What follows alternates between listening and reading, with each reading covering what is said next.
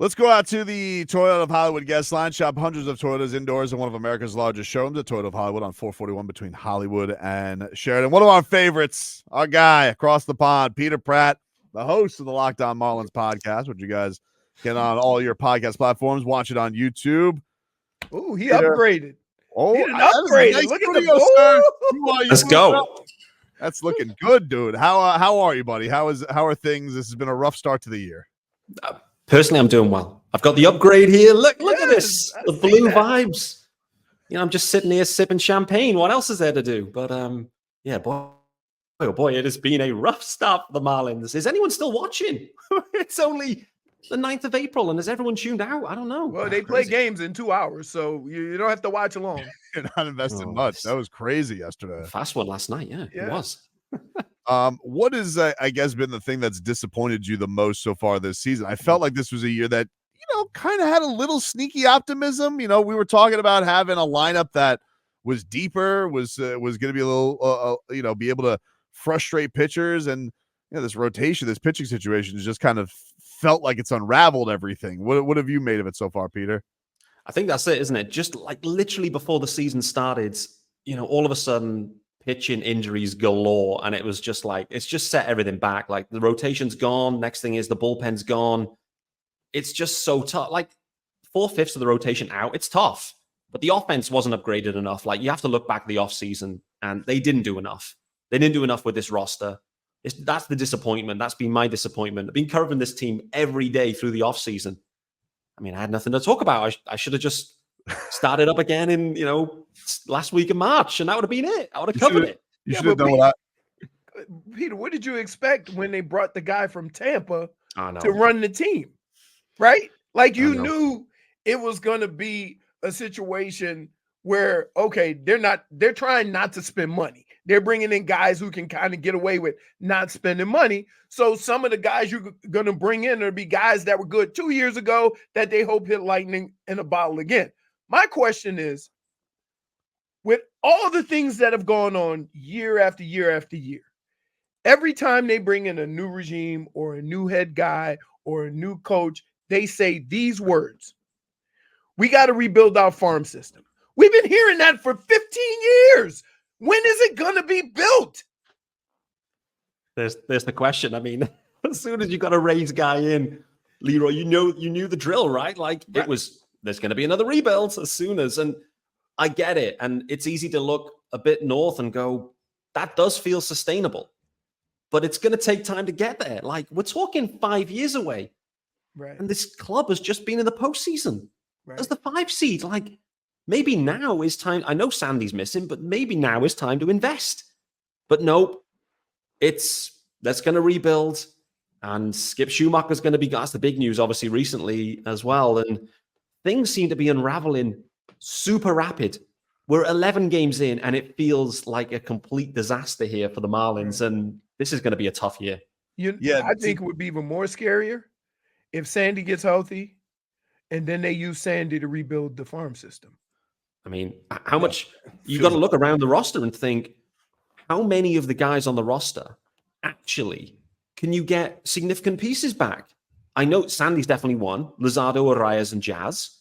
But beyond that, honestly, you look around and you think, is anyone giving up anything of note for Brian De La Cruz and Jesus Sanchez? Well, we just look at this over, people. We're like, man, they had their chance to do that with trading Yelich, and I know it's different regimes or whatever, but they blew it so hard with the Jeter era because you basically traded 4 studs, and all you really got out of it was Sandy. Like that's crazy. That's like, I feel like by accident I could look at the rankings and do a better job than that. Like to go and trade Real Muto, Yelich, Stanton, and Ozuna, and all I got for it is one ace is crazy. And even getting in Jazz, like you had to give up maybe the best arm of them all. So it is a little depressing to look down the barrel of that and say, wow, they're gonna have to really revamp this again, which I guess goes to the Skip Schumaker thing. So you get this news over the weekend that they voided his deal. The news comes out today, I guess, that was to do Skip a solid. But none of it really makes me feel better because they're reporting that, like, well, he was pissed that they got rid of Kim Ng. I said it on my show. I mean, you could see it coming, right? Kim Ang gave Skip exactly the tools that was needed, and Skip managed a blinder. I mean, boy, oh boy, Skip, manager of the year. Stunning performance for the Marlins to be. There was a bit of luck, I get it, but Skip did everything to, Kim gave everything to Skip that he needed. Soon as Kim was gone, Skip knew, like Leroy's calling out, like the Rays model's coming in. And Skip obviously, blew his gasket at that one. And, however they want to dress this up, like they've had a disagreement in this space and Skip's going to be gone, which again, more talent. I guess it's off the field talent at this point, but more talent going to be leaving the organization. So, I mean, could they even trade Skip Schumaker at this point? I mean, anyone could be sold. Who knows? Listen, if they could, they'd try. They would. It feels like the way it would. But like, I don't even. This is the thing, man. That's kind of frustrated with it. We were talking about like Loria back last segment, and it's like I feel like back in that era, like yeah, they were bums running the organization, but at least they were my bums, and I knew who to be mad at for years after years. And I'm just frustrated at this point because I just feel rudderless. Because it's like, who do I get mad at? Do I get mad at Bruce Sherman? Am I mad at Jeter's gone? I can't be pissed at him anymore. Kim Ang, they kicked out the door. Peter Bendix has been here for 3 seconds. People want to get mad at Skip Schumaker. It's like, what did you expect? This is, of course. So I just feel like it's one of these things where like you feel like you're yelling at clouds. Like who are you pissed at over all this? This is it. Who do you complain to? Who do you moan to? I don't even know. I blame Sixto Sanchez, to be honest with you. That's the only one. It's the only one I could think of. But I mean, Bruce. To be fair, like for me, Bruce Sherman. This was the perfect off season for the Marlins. Everyone was available. All this talent, super cheap. Right. I mean, how much money did you actually have to invest to improve this roster? Probably less than $5 million. Couple of guys on 1.5 million deals. The offense looks miles better. Bruce Sherman wouldn't even do that. He spent $5 million on Tim Anderson and then wanted to get the money back by trading Birdie. So, this Bruce Sherman for me, I need to see more investment. And he did say last year, we will spend. But I needed to see investment now. And listen, I'm a fan of this team now. I don't want to be committing to a 5-year rebuild again. The cycle just continues. Like, let's enjoy this window and add to it. What's going on? You know what I hate, Peter? I hate when they use the examples of teams that have done it. So they use, we want to be what the Astros were. We want to be what the Orioles were. And we want to rebuild through our farm system and get some young players or whatever. But what has happened here is every time those young players get to where it's time to perform and you're going to get to that, they don't pay them and they get rid of them. So I like continues. Right. Exactly. This is I'm also confused because like I remember like, look, we've been through rebuilds with the Marlins, like, but man, at least they'd find young guys who could hit. You'd find guys you could watch every day. Great. They found some overwhelming young pitching that seems like that's been pretty decent, Sandy, Yuri, and great that Max Meyer's back. I don't know what's going to happen with Sixto, but man, I can't remember the last young bat that came up, and I'm like, man, this guy is going to be our star, at least up until he's through arbitration. They haven't had that since the Yelich Real Muto was done, man. Mate, this, I mean, what you're talking about here just signals to me what we're seeing right now. During this offseason, all I've heard is Marlins fans talking about this dude called Troy Johnston. Like that's the next big hope. He's a 27-year-old dude who's in AAA.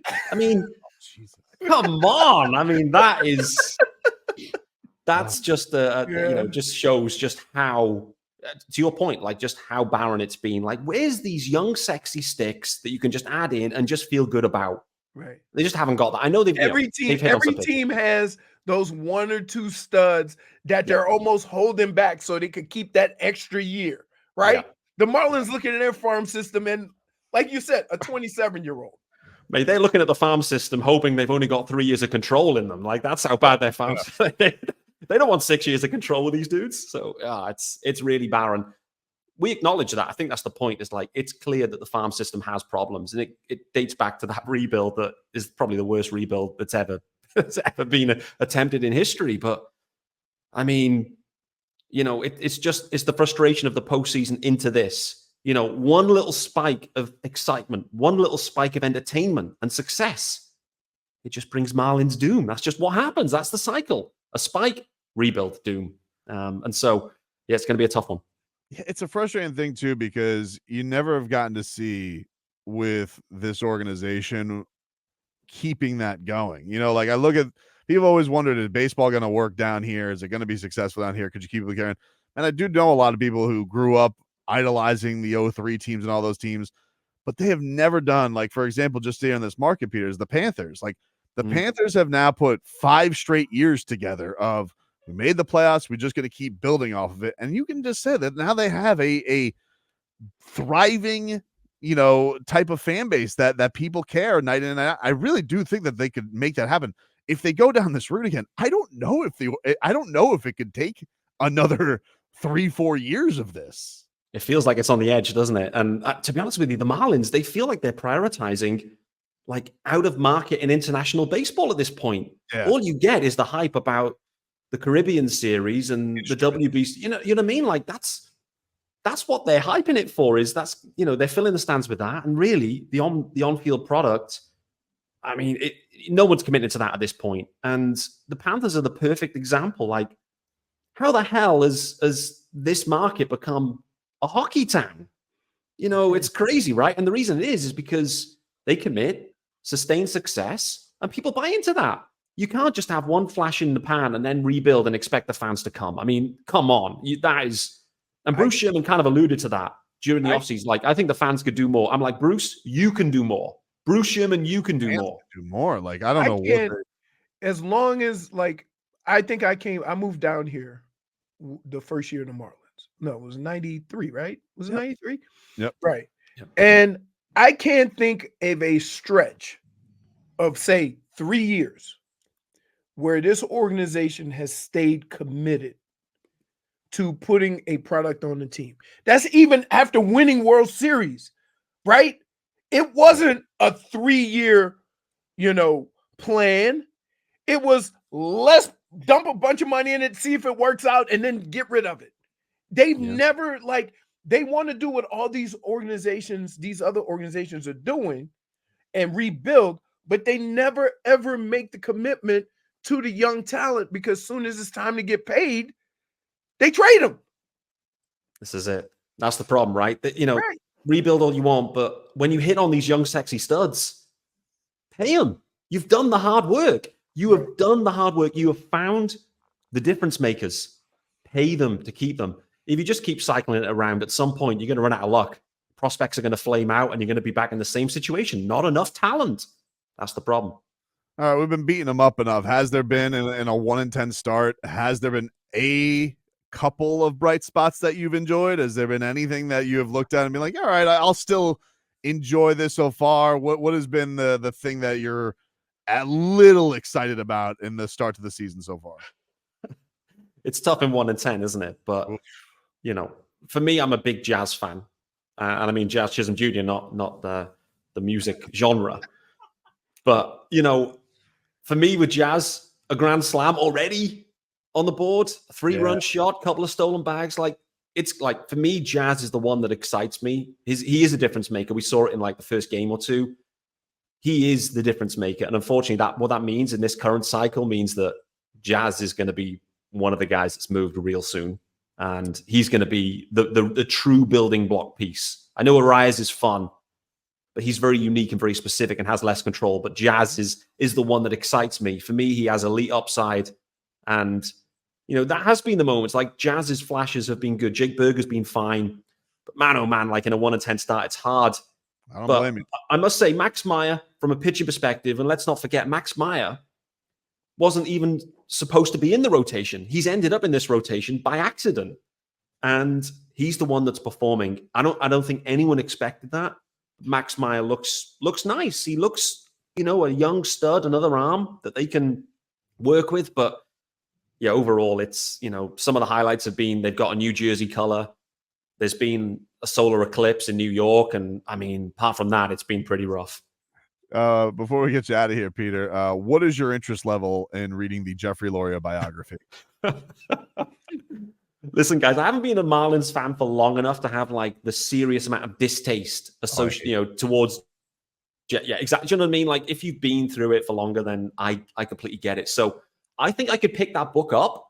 I'm not really a reader though. Like the last book I read, the last book I read was a Marlins book, but it was 2 years ago. It was around the '97 season, which was fun. So, I mean, maybe I'll give it a go. But I didn't hear the segment. Was everyone bashing it, saying never read it, or what? Nobody's read it. Nobody's read it. Yeah, I mean, I haven't either. We saw it has 2 reviews on Amazon. It has 6 ratings total, which means you just have to hit the star. I don't think anybody's read this book that's not his family. I don't think anybody's read it. Oh, but it came out last year. I remember him doing I saw a couple of articles doing a little press for it, but I'm like, what compelled this man to write a book? Like, who wants to read the Jeffrey Loria story? Was it The Secrets of Being an Owner? Was that the book from memory or something along those lines? I can't actually recall the main topic. I don't know. Dude, I remember one year. It was the year when they made the big Blue Jays trade. It was the year after. So it was 2013. And he had come out with his whole list of like, why how to be a Marlins fan. Similar to like Sherman infringing on that territory. Yeah. And I was like, how I'm a fan. I'm going to cancel my season tickets. That's how I'm a fan, Jeffrey Loria. Here's the name of the book.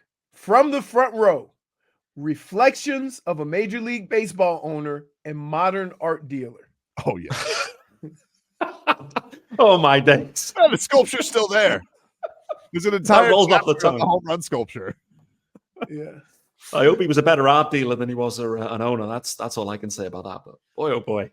Peter, you do a fantastic job, man. If you guys want to get your Marlins coverage, even if it's a rough start this season, this man, he can put a great reaction to all of it. Peter Pratt at Miami Marlins _UK Locked On Marlins host. Go check him on out. Peter, appreciate the time, man. Thank you so much. Thanks, Peter. Love you guys. Please see you guys.